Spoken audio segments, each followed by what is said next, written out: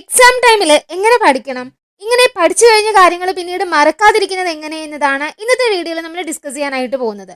So ഈ ഒരു video കാണുന്നത് മുതൽ നിങ്ങൾ കൺസിസ്റ്റന്റ് ആയി ഈ ഒരു രീതിയിൽ പഠിച്ചു പോവുകയാണെങ്കിൽ ബെറ്റർ ആയിട്ട് നിങ്ങൾക്ക് സ്കോർ ചെയ്യാൻ സാധിക്കും. ഈ ഒരു സ്റ്റഡി ചാലഞ്ചിന് നിങ്ങൾ റെഡി ആണെന്നുണ്ടെങ്കിൽ യെസ് ഐ ആം റെഡി എന്ന് കമന്റ് ചെയ്യാൻ മറക്കരുത്. അപ്പം നമുക്ക് വീഡിയോയിലോട്ട് കിടക്കാം. നമ്പർ 1, പരീക്ഷ അടുക്കുമ്പോൾ ഉണ്ടാവുന്ന സ്ട്രെസ് ഒഴിവാക്കാനായി നിങ്ങളുടെ എക്സാം പ്രിപ്പറേഷൻ നേരത്തെ തന്നെ തുടങ്ങുക. എങ്കിലേ നിങ്ങളുടെ ഫുൾ സിലബസ് ഒരു തവണയെങ്കിലും നല്ല രീതിയിൽ പഠിക്കാൻ സാധിക്കുകയുള്ളൂ. And last few days before exam revision ചെയ്യാനായിട്ട് നിങ്ങൾ മാറ്റി വെച്ചിരിക്കണം. സോ ഗൈസ്, ജസ്റ്റ് ഇപ്പോഴെങ്കിലും നിങ്ങൾ പഠിക്കാൻ തുടങ്ങുക. സമയം കുറച്ചേ ഉള്ളൂ, അത് മനസ്സിലാക്കുക. പരീക്ഷയുടെ തലേ ദിവസം പഠിച്ച് ശീലിച്ചവരായിരിക്കും നിങ്ങൾ, പക്ഷേ അതിനനുസരിച്ച് തന്നെ ആയിരിക്കും നിങ്ങൾക്ക് കിട്ടിയ മാർക്കും. സോ ആ മാർക്കിനേക്കാൾ കൂടുതൽ സ്കോർ ചെയ്യണമെന്ന് നിങ്ങൾക്ക് ആഗ്രഹമുണ്ടെങ്കിൽ തലേ ദിവസം വരെ കാത്തിരിക്കാതെ ഇന്ന് തന്നെ പഠിക്കാനായിട്ട് തുടങ്ങുക. സെക്കൻഡ് ടിപ്പിലോട്ട് കിടക്കുന്നതിന് മുമ്പ് ഒരു കുഞ്ഞു കാര്യം പറഞ്ഞോട്ടെ. നിങ്ങൾ ഇതുവരെ നമ്മുടെ ചാനൽ സബ്സ്ക്രൈബ് ചെയ്യാതെയാണ് വീഡിയോസ് കാണുന്നതെങ്കിൽ പ്ലീസ് ഒന്ന് സബ്സ്ക്രൈബ് ചെയ്യാനായിട്ട് പരിഗണിക്കണേ. ഞാൻ പറ്റൂ. ഓരോ തവണ എക്സാമിന് പ്രിപ്പയർ ചെയ്യുമ്പോഴും നിങ്ങൾ ക്വാണ്ടിറ്റിക്ക് തന്നെ ആയിരിക്കും ഇമ്പോർട്ടൻസ് കൊടുത്തിട്ടുണ്ടാവുക, ശരിയല്ലേ? പക്ഷേ എത്ര കൂടുതൽ ടോപ്പിക് നിങ്ങൾ പഠിച്ചു കഴിഞ്ഞെന്ന് പറഞ്ഞാലും പിന്നീട് അതിനെക്കുറിച്ച് ചോദിക്കുമ്പോൾ എക്സ്പ്ലെയിൻ ചെയ്യാൻ കഴിയുന്നില്ല എങ്കിൽ ഒരു പ്രയോജനവുമില്ല.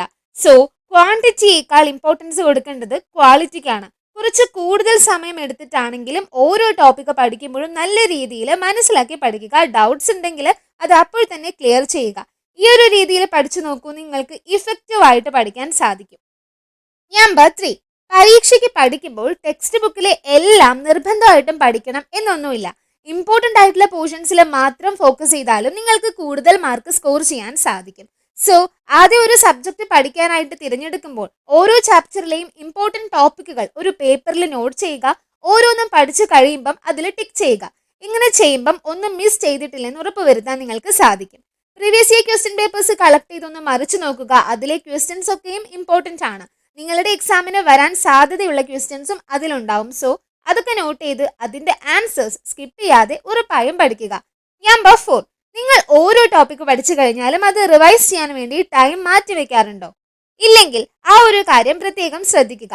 എക്സാം ടൈം ആയതുകൊണ്ട് തന്നെ ഒരു ദിവസം നമ്മൾ ഒരുപാട് കാര്യങ്ങൾ പഠിച്ചു പോവുക മാത്രമേ ഉണ്ടാവുള്ളൂ.